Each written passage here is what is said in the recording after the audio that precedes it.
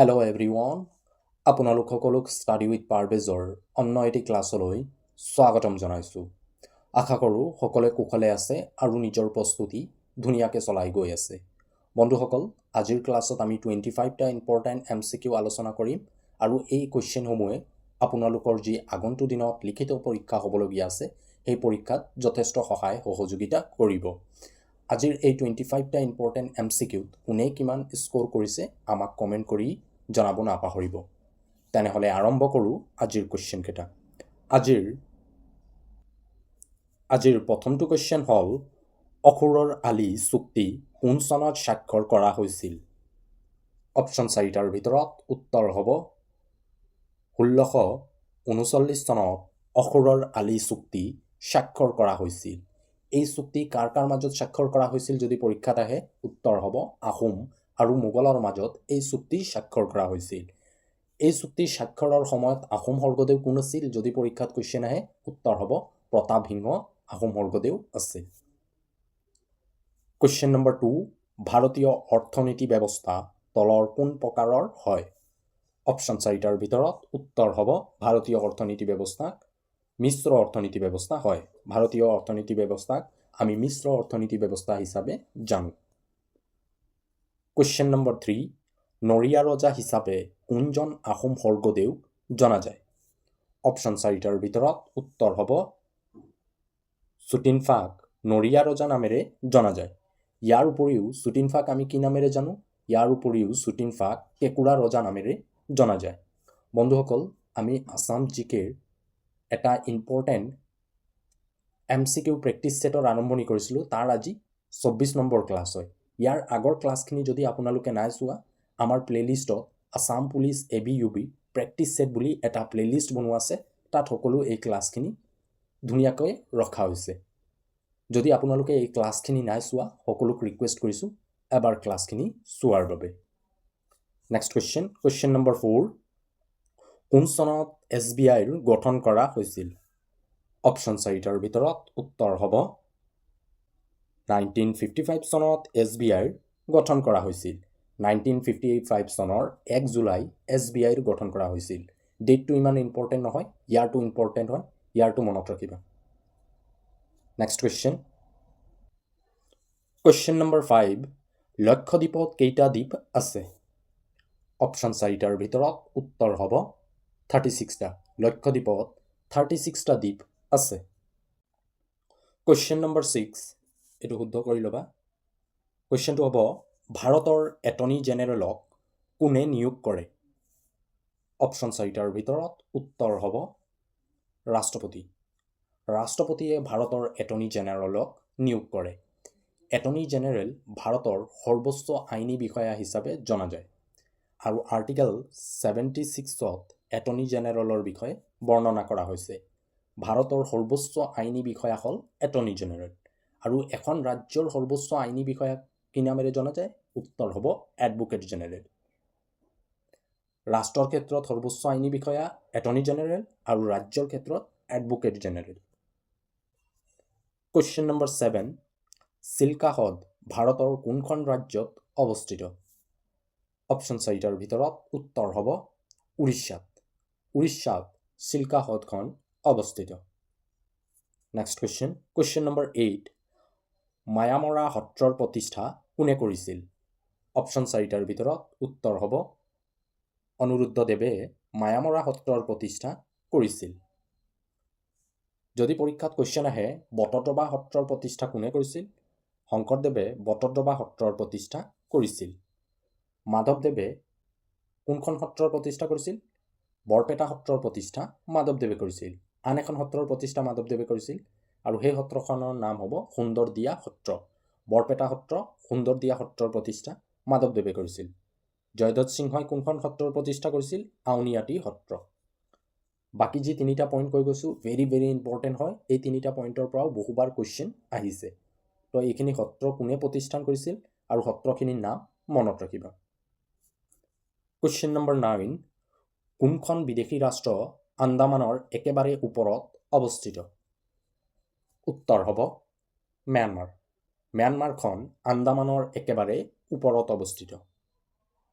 Next question number 10 কোনখন উপন্যাসৰ বাবে নৱকান্ত বৰুৱাদেৱে সাহিত্য একাডেমী বঁটা লাভ কৰিছিল উত্তৰ হ'ব ককাদেউতাৰ হাৰৰ বাবে নৱকান্ত বৰুৱাই সাহিত্য একাডেমী বঁটা লাভ কৰিছিল আৰু এই বঁটা তেওঁ 1975 চনত লাভ কৰিছিল মিৰিজীয়ৰী উপন্যাসখনৰ ৰচনা কোনে কৰিছিল সকলোৱে জানিব লাগে উত্তৰ হ'ব ৰজনীকান্ত বৰদলৈ তেখেতক আমি উপন্যাস সম্ৰাট নামেৰে জানো অঘৰী আত্মাৰ কাহিনী আন এখন ইম্পৰ্টেণ্ট হয় এইখনৰ ৰচনা কোনে কৰিছিল সৈয়দ আব্দুল মালিকে অঘৰী আত্মাৰ কাহিনীৰ ৰচনা কৰিছিল অপদাৰ্থৰ ৰচনা কোনে কৰিছিল অপদাৰ্থৰ ৰচনা কৰিছিল নৱকান্ত বৰুৱাই নেক্সট কুৱেশ্যন নম্বৰ 11 কাঞ্চনজংঘা ৰাষ্ট্ৰীয় উদ্যানখন ভাৰতৰ কোনখন ৰাজ্যত অৱস্থিত উত্তৰ হ'ব ছিকিমত কাঞ্চনজংঘা ৰাষ্ট্ৰীয় উদ্যানখন অৱস্থিত বন্ধুসকল যদি ক্লাছটো চাই ভাল পোৱা ক্লাছটো লাইক কৰি দিবা আপোনালোকৰ এটা লাইকে আমাক মোটিভেট কৰে এনেধৰণৰ ক্লাছসমূহ প্ৰস্তুত কৰাৰ বাবে যেহেতু ক্লাছ সকলোৱে চাই কিন্তু ক্লাছটো লাইক নকৰে আৰু এটা ক্লাছ প্ৰস্তুত কৰিবৰ বাবে আমি বহু কষ্ট কৰিবলগীয়া হয় তাৰ বাবে সকলোক ৰিকুৱেষ্ট কৰিছোঁ এটা লাইক কৰাৰ বাবে ইয়াৰ উপৰিও ক্লাছটো যদি চাই ভাল পোৱা নিজৰ বন্ধু বান্ধৱীসকলৰ মাজত শ্বেয়াৰ কৰি দিবা কুৱেশ্যন নম্বৰ 12 কোন চনত প্ৰথম আহোম আৰু মোগলৰ মাজত ৰণ হৈছিল উত্তৰ হ'ব 1615 চনত পোনপ্ৰথমবাৰৰ বাবে আহোম আৰু মোগলৰ মাজত ৰণ হৈছিল পৰীক্ষাত কুৱেশ্যন আহে আহোম আৰু মোগলৰ মাজত প্ৰথম ৰণ ক'ত হৈছিল উত্তৰ হ'ব ভৰলী নৈৰ পাৰত আহোম আৰু মোগলৰ মাজত প্ৰথম ৰণ হৈছিল আহোম আৰু মোগলৰ মাজত প্ৰথম ৰণ হোৱাৰ সময়ত আহোম স্বৰ্গদেউ কোন আছিল বহুবাৰ পৰীক্ষাত এই কুৱেশ্যন আহিছে উত্তৰ হ'ব আহোম স্বৰ্গদেউ প্ৰতাপসিংহ আছিল আহোম আৰু মোগলৰ মাজত প্ৰথম ৰণ হোৱাৰ সময়ত স্বৰ্গদেউ আৰু ইয়াৰ পৰৱৰ্তী সময়ত 1639 চনত অসুৰৰ আলি চুক্তি স্বাক্ষৰ হৈছিল আৰু এই চুক্তিৰ লগে লগে আহোম আৰু মোগলৰ প্ৰথম ৰণৰ অন্ত পৰিছিল আৰম্ভণিত আহোমসকল যদিও পৰাজয় হৈছিল এই ৰণত পৰৱৰ্তী সময়ত আহোমসকল জয় হৈছিল কুৱেশ্যন নম্বৰ 13 শিক্ষাৰ অধিকাৰ কোনটো সংবিধান সংশোধনীৰ যোগেদি অন্তৰ্ভুক্ত কৰা হৈছিল উত্তৰ হ'ব 86 সংবিধান সংশোধনীৰ যোগেদি শিক্ষাৰ অধিকাৰটো অন্তৰ্ভুক্ত কৰা হৈছিল 36 সংবিধান সংশোধনীৰ যোগেদি ভাৰতৰ সংবিধানৰ কোনটো বিষয়ক অন্তৰ্ভুক্ত কৰা হৈছিল 36 সংবিধান সংশোধনীৰ যোগেদি ছিক্কিমক ভাৰতৰ অংগৰাজ্য হিচাপে অন্তৰ্ভুক্ত কৰা হৈছিল কোন চনত যদি সোধে 1975 চনত ছিক্কিম ভাৰতৰ অংগৰাজ্য হৈছিল 42 সংবিধান সংশোধনী বাৰে বাৰে এই কুৱেশ্যনবোৰ মই আলোচনা কৰি গৈছোঁ এই কুৱেশ্যনৰ আনচাৰ জানিব লাগে 42 সংবিধান সংশোধনীৰ যোগেদি ভাৰতৰ সংবিধানত মৌলিক কৰ্তব্যৰ ধাৰণাসমূহ অন্তৰ্ভুক্ত কৰা হৈছিল 42তম সংবিধান সংশোধনীৰ যোগেদি ভাৰতৰ সংবিধানত প্ৰস্তাৱনাত 3টা নতুন বিষয়ক অন্তৰ্ভুক্ত কৰা হৈছিল 42তম সংবিধান সংশোধনীক মিনি কনষ্টিটিউশ্যন বুলিও কোৱা হয় 44তম সংবিধান সংশোধনীৰ যোগেদি কি কৰা হৈছিল 44তম সংবিধান সংশোধনীৰ যোগেদি সম্পত্তিৰ অধিকাৰক মৌলিক অধিকাৰৰ পৰা পৃথক কৰি ইয়াক লিগেল ৰাইট হিচাপে আৰ্টিকেল 300ত অন্তৰ্ভুক্ত কৰা হৈছিল এইখিনি কুৱেশ্যন বাৰে বাৰে আমি আলোচনা কৰিছোঁ যেহেতু এই কুৱেশ্যনসমূহ এক্সামত আহি থাকে প্ৰায়সমূহ কুৱেশ্যন পেপাৰত এই কুৱেশ্যনসমূহ আহিছে 42তম সংবিধান সংশোধনীৰ যোগেদি কোন বিষয়সমূহ ভাৰতৰ সংবিধানত অন্তৰ্ভুক্ত কৰা হৈছে কুৱেশ্যন নম্বৰ 14 কোনখন নদীক বিহাৰৰ দুখ বুলি কোৱা হয় উত্তৰ হ'ব কোশী নদীক বিহাৰৰ দুখ বুলি কোৱা হয় যদি পৰীক্ষাত কুৱেশ্যন আহে অসমৰ দুখ বুলি কোনখন নদীক কোৱা হয় উত্তৰ হ'ব ব্ৰহ্মপুত্ৰ নদীক অসমৰ দুখ বুলি কোৱা হয় নেক্সট কুৱেশ্যন নম্বৰ 15 ভাৰতৰ কোনখন চহৰক মানচেষ্টাৰ বুলি কোৱা হয় উত্তৰ হ'ব আহমেদাবাদক ভাৰতৰ মানচেষ্টাৰ বুলি কোৱা হয় যদি পৰীক্ষাত কুৱেশ্যন আহে অসমৰ মানচেষ্টাৰ বুলি কোনখন চহৰক কোৱা হয় উত্তৰ হ'ব শুৱালকুছিক অসমৰ মানচেষ্টাৰ বুলি অভিহিত কৰা হয় নেক্সট কুৱেশ্যন নম্বৰ 16 অসমৰ কোনখন অভয়াৰণ্য হলৌ বান্দৰৰ বাবে বিখ্যাত হয় উত্তৰ হ'ব গিবন অভয়াৰণ্য হলৌ বান্দৰৰ বাবে বিখ্যাত হয় আৰু এই গিবন অভয়াৰণ্যখন ক'ত আছে যদি পৰীক্ষাত আহে উত্তৰ হ'ব যোৰহাট জিলাত গিবন অভয়াৰণ্যখন অৱস্থিত চক্ৰশিলা অভয়াৰণ্যখন ক'ত আছে এইখিনি কুৱেশ্যন বাৰে বাৰে আহিছে, তাৰ কাৰণে এইখিনি কুৱেশ্যন মই বাৰে বাৰে ৰিপিট কৰাইছোঁ যাতে আনচাৰখিনি বাৰে বাৰে তোমালোকে মনত ৰাখা। চক্ৰশিলা অভয়াৰণ্যখন যদি আমি চাওঁ ধুবুৰী আৰু কোকৰাঝাৰ জিলাত আছে, কিন্তু এই অভয়াৰণ্যৰ অধিকাংশই ভাগ কোকৰাঝাৰ জিলাত আছে। তো পৰীক্ষাত যদি কোকৰাঝাৰ দিয়া থাকে তেনেহ'লে কোকৰাঝাৰ ৰাইট হ'ব, যদি কোকৰাঝাৰ অপশ্যনত দিয়া নাথাকে কেৱল ধুবুৰী দিয়া থাকে তেনেহ'লে ধুবুৰী থাকিব। পবিতৰা অভয়াৰণ্যখন ক'ত আছে? পবিতৰা অভয়াৰণ্যখন মৰিগাঁও জিলাত আছে। আৰু পানীদিহিং অভয়াৰণ্যখন ক'ত আছে? পানীদিহিং অভয়াৰণ্যখন শিৱসাগৰ জিলাত আছে। পুনৰ এবাৰ ৰিপিট কৰি গৈছোঁ, চক্ৰশিলা অভয়াৰণ্যখন ক'ত আছে? ধুবুৰী আৰু কোকৰাঝাৰ। গিবন অভয়াৰণ্যখন যোৰহাট, পবিতৰা অভয়াৰণ্যখন মৰিগাঁও, পানীদিহিং অভয়াৰণ্যখন শিৱসাগৰ। কুৱেশ্যন নম্বৰ 17, কোন চনত চিপকো আন্দোলনৰ আৰম্ভণি হৈছিল? উত্তৰ হ'ব 1973 চনত চিপকো আন্দোলনৰ আৰম্ভণি হৈছিল। পৰীক্ষাত কুৱেশ্যন আহিব পাৰে চিপকো আন্দোলন কিহৰ সৈতে জড়িত আছিল? উত্তৰ হ'ব বনাঞ্চল সংৰক্ষণৰ বাবে এই আন্দোলন কৰা হৈছিল। এই আন্দোলনৰ নেতৃত্ব কোনে বহন কৰিছিল? সুন্দৰলাল বহুগুণাই চিপকো আন্দোলনৰ নেতৃত্ব বহন কৰিছিল।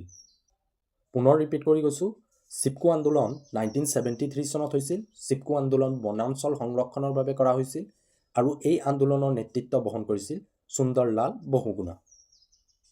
নেক্সট কুৱেশ্যন, কুৱেশ্যন নম্বৰ 18, অসমৰ কোনখন স্থান চূণশিলৰ বাবে বিখ্যাত হয়? উত্তৰ হ'ব কলিয়াজান চূণশিলৰ বাবে বিখ্যাত হয়। যদি জিলা হিচাপে আহে তেনেহ'লে অপশ্যনত যদি ডিমা হাছাও জিলা থাকে তেনেহ'লে ডিমা হাছাও, যদি ডিমা হাছাও জিলা নাথাকে তেনেহ'লে উত্তৰ হ'ব কাৰ্বি আংলং জিলা। যিহেতু অসমৰ চূণশিলৰ বাবে দুখন ঠাই খুব জনপ্ৰিয়, এখন হ'ল কলিয়াজান, আনখন হ'ল গৰমপানী। গৰমপানীখন কাৰ্বি আংলং জিলাত পৰে আৰু কলিয়াজানখন ডিমা হাছাও জিলা। যদি জিলা হিচাপে আহে তেনেহ'লে উত্তৰ হ'ব কাৰ্বি আংলং নাইবা ডিমা হাছাও। অপশ্যনত যি থাকিব সেইটোৱে উত্তৰ হ'ব। যদি অপশ্যনত কাৰ্বি আংলং থাকে তেনেহ'লে কাৰ্বি আংলং, যদি অপশ্যনত ডিমা হাছাও থাকে তেনেহ'লে ডিমা হাছাও। যদি ঠাই বুলি কুৱেশ্যন আহে তেনেহ'লে কলিয়াজান নাইবা গৰমপানী। কুৱেশ্যন নম্বৰ 19, কিমান বছৰ বয়সত উচ্চতম ন্যায়ালয়ৰ মুখ্য ন্যায়াধীশে অৱসৰ গ্ৰহণ কৰে? উত্তৰ হ'ব 65 বছৰ বয়সত উচ্চতম ন্যায়ালয়ৰ মুখ্য ন্যায়াধীশে অৱসৰ গ্ৰহণ কৰে আৰু উচ্চ ন্যায়ালয়ৰ মুখ্য ন্যায়াধীশে 62 বছৰ। এতিয়া আৰু কনফিউজ হ'ব নালাগে, একেটা কুৱেশ্যনৰ পৰা আমি দুটা জানিব পাৰিম। যদি উচ্চতম ন্যায়ালয়ৰ বুলি কুৱেশ্যন আহে তেনেহ'লে উত্তৰ হ'ব 65 আৰু উচ্চ ন্যায়ালয় বুলি কুৱেশ্যন হ'লে 62। কুৱেশ্যন নম্বৰ 20, কোন চনত লাচিত বৰফুকনৰ জন্ম হৈছিল? উত্তৰ হ'ব 1622 চনত লাচিত বৰফুকনৰ জন্ম হৈছিল। পৰীক্ষাত কুৱেশ্যন আহিব পাৰে আমি লাচিত দিৱস কেতিয়া উদযাপন কৰোঁ? উত্তৰ হ'ব 24 নৱেম্বৰত আমি লাচিত দিৱস উদযাপন কৰোঁ। বন্ধুসকল, যদি তোমালোকে অসম আৰক্ষীৰ বাবে প্ৰস্তুতি চলাইছা আৰু তোমালোকে অনুভৱ কৰিছা যে অসমৰ বুৰঞ্জী, অসমৰ ভূগোল, অসমৰ কলা সংস্কৃতি, অসমৰ সাহিত্য সাহিত্যিক আৰু ভাৰতৰ ৰাজনীতি এইসমূহ ক্লাছৰ প্ৰয়োজন আছে, তাৰ বাবে তোমালোকে আমাৰ প্লেলিষ্টত এই সকলো ক্লাছসমূহ ধুনীয়াকৈ সজাই ৰখা হৈছে। যদি তোমালোকে এই ক্লাছখিনি নাই চোৱা, সকলোক ৰিকুৱেষ্ট কৰিছোঁ এই ক্লাছখিনি এবাৰ চোৱাৰ বাবে। এই ক্লাছসমূহত আমি কনচেপ্ট লগত MCQসমূহ আলোচনা কৰিছোঁ। যিসমূহ MCQ আনিছোঁ এই MCQসমূহ অসমৰ প্ৰতিটো প্ৰতিযোগিতামূলক পৰীক্ষাৰ পৰা লোৱা হৈছে। যদি তোমালোকে এই ক্লাছখিনি নাই চোৱা, সকলোক ৰিকুৱেষ্ট কৰিছোঁ এবাৰ ক্লাছখিনি চোৱাৰ বাবে। কুৱেশ্যন নম্বৰ 21, কোনজন আহোম স্বৰ্গদেউক বুঢ়া ৰজা নামেৰে জনা যায়? উত্তৰ হ'ব প্ৰতাপসিংহক বুঢ়া ৰজা নামেৰে জনা যায়। প্ৰতাপসিংহক বুধিনাৰায়ণ গজপতি নামেৰেও জনা যায়। নেক্সট কুৱেশ্যন, কুৱেশ্যন নম্বৰ 22, কোনখন নদীৰ ওপৰত চৰ্দাৰ সৰোবৰ বান্ধ নিৰ্মাণ কৰা হৈছে? উত্তৰ হ'ব নৰ্মদা নদীৰ ওপৰত চৰ্দাৰ সৰোবৰ বান্ধৰ নিৰ্মাণ কৰা হৈছে। পৰীক্ষাত আৰু এটা কুৱেশ্যন আহে হীৰাকুদ ডেম কোনখন নদীৰ ওপৰত নিৰ্মাণ কৰা হৈছে? যদি আহে উত্তৰ হ'ব মহানদীৰ ওপৰত হীৰাকুদ ডেম নিৰ্মাণ কৰা হৈছে। যদি পৰীক্ষাত কুৱেশ্যন আহে হীৰাকুদ ডেম ভাৰতৰ কোনখন ৰাজ্যত অৱস্থিত? উত্তৰ হ'ব উৰিষ্যাত অৱস্থিত। কুৱেশ্যন নম্বৰ 23, কোন সংবিধান সংশোধনীৰ যোগেদি পঞ্চায়ত ব্যৱস্থাক ভাৰতৰ সংবিধানত অন্তৰ্ভুক্ত কৰা হৈছিল? উত্তৰ হ'ব 73তম সংবিধান সংশোধনীৰ যোগেদি পঞ্চায়তীয় ৰাজ ব্যৱস্থাক ভাৰতৰ সংবিধানত অন্তৰ্ভুক্ত কৰা হৈছিল। ভাৰতৰ সংবিধানত আৰম্ভণিত পঞ্চায়তীয় ৰাজ ব্যৱস্থাৰ বিষয়ে কোনো উল্লেখ নাছিল। ইয়াক 73 এমেণ্ডমেণ্টৰ ভিত্তিত এই বিষয়ক ভাৰতৰ সংবিধানত অন্তৰ্ভুক্ত কৰা হৈছে। 74তম সংবিধান সংশোধনীৰ যোগেদি মিউনিচিপালিটি বা নগৰ নিগমক ভাৰতৰ সংবিধানত অন্তৰ্ভুক্ত কৰা হৈছে। 73 গাঁও পঞ্চায়ত আৰু 74 টাউন কমিটি। 61 এমেণ্ডমেণ্টৰ ভিত্তিত ভাৰতৰ সংবিধানত যি ভোটৰ অধিকাৰ আছিল 21 বছৰৰ পৰিৱৰ্তে 18 বছৰ কৰা হৈছিল এই 61 এমেণ্ডমেণ্টৰ ভিত্তিত। ইম্পৰ্টেণ্ট এমেণ্ডমেণ্ট হয়, মনত ৰাখিবা। আৰু 92 এমেণ্ডমেণ্টৰ ভিত্তিত বড়ো ভাষাক সংবিধানৰ 8ম অনুসূচীত 22টা যি ভাষা আছে সেই ভাষাত অন্তৰ্ভুক্ত কৰা হৈছে। বড়ো ভাষাৰ লগতে আন 3টা ভাষাক সংবিধানৰ 8ম অনুসূচীত অন্তৰ্ভুক্ত কৰা হৈছিল। আৰু সেই 3টা ভাষা কি হয় আপোনালোকে মোক কমেণ্ট কৰি জনাব। যিহেতু এইখিনি কুৱেশ্যন মই আগৰ ক্লাছত কৰিও আহিছোঁ আৰু কৈও আহিছোঁ কোন কোন ভাষাক ভাৰতৰ সংবিধানৰ 8ম অনুসূচীত 92 এমেণ্ডমেণ্টৰ ভিত্তিত অন্তৰ্ভুক্ত কৰা হৈছে। এটা ভাষা মই কৈ দিলোঁ বড়ো ভাষা, বাকী 3টা ভাষা কি হয় আপোনালোকে মোক কমেণ্ট কৰি জনাব। 61 এমেণ্ডমেণ্ট ভোটৰ অধিকাৰ 21ৰ পৰা 18 কৰা হৈছিল ভোটদানৰ অধিকাৰ। 73 এমেণ্ডমেণ্ট গাঁও পঞ্চায়তৰ লগত জড়িত। 74 টাউন কমিটি আৰু 92 এমেণ্ডমেণ্ট আছিল সংবিধানৰ 8ম অনুসূচীত ভাষাৰ অন্তৰ্ভুক্তকৰণ। কুৱেশ্যন নম্বৰ 24, অসম চুক্তি স্বাক্ষৰ হোৱাৰ সময়ত ভাৰতৰ প্ৰধানমন্ত্ৰী কোন আছিল? বহুতে এইটো কুৱেশ্যনৰ আনচাৰ টিক কৰি আহি ইন্দিৰা গান্ধী নহয়, ৰং হ'ব আনচাৰ। উত্তৰ হ'ব ৰাজীৱ গান্ধী। অসম চুক্তি স্বাক্ষৰৰ হোৱাৰ সময়ত ভাৰতৰ প্ৰধানমন্ত্ৰী আছিল ৰাজীৱ গান্ধী। আৰু এই চুক্তি কেতিয়া স্বাক্ষৰ কৰা হৈছিল? 1985 চনত অসম চুক্তি স্বাক্ষৰ কৰা হৈছিল। ডেট যদি সোধে 15 আগষ্ট 1985ত অসম চুক্তি স্বাক্ষৰ কৰা হৈছিল।